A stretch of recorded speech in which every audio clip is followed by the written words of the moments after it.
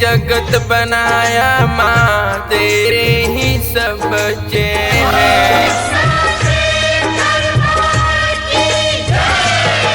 तूने जगत बनाया माँ तेरे ही सब बच्चे हैं। रावण हो या राम है माँ तेरे लिए सब अच्छे हैं।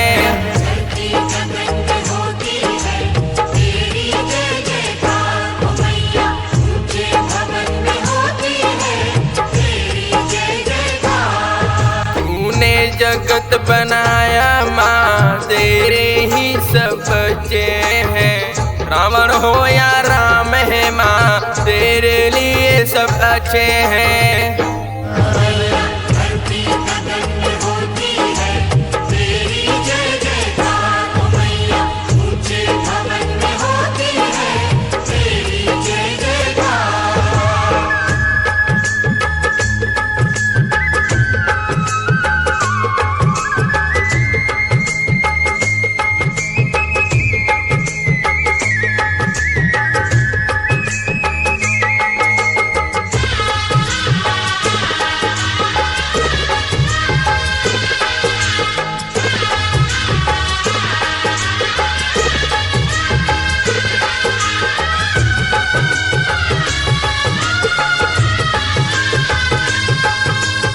विद्यावासिनी है जगदम्बे तूने जगत को बनाया है माँ। मैंने मंदिर में नहीं दिल में तुझे बसाया। देवता मानव दानव सभी धन्य करे तू जीवन। सब कुछ तुझ पे अपरमकार है मन हो जाए पवन।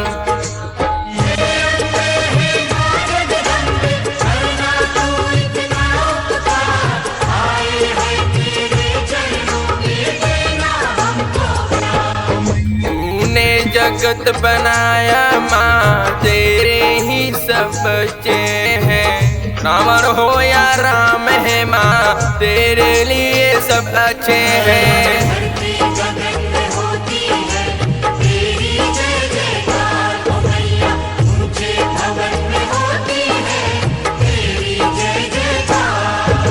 तूने जगत बनाया माँ तेरे ही सब बच्चे हैं। रावण हो या राम है माँ तेरे लिए सब अच्छे हैं।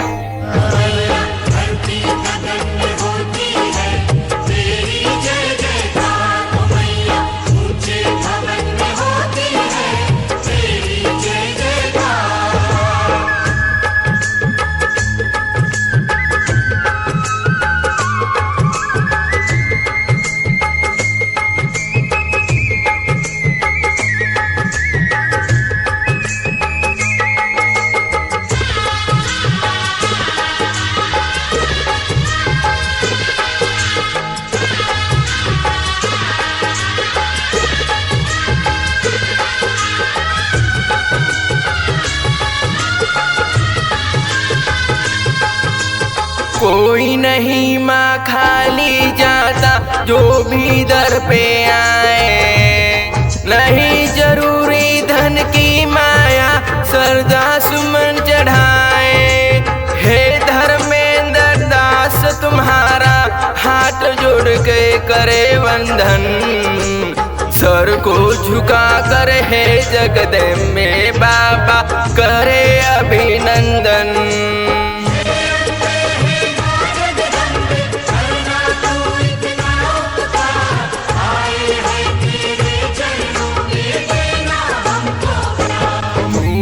जगत बनाया माँ तेरे ही सब बच्चे हैं। रावण हो या राम है माँ तेरे लिए सब अच्छे हैं।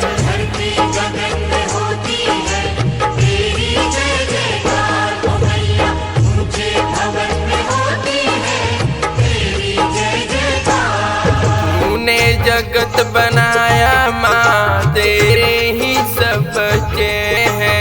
रावण हो या राम है माँ तेरे लिए सब अच्छे हैं।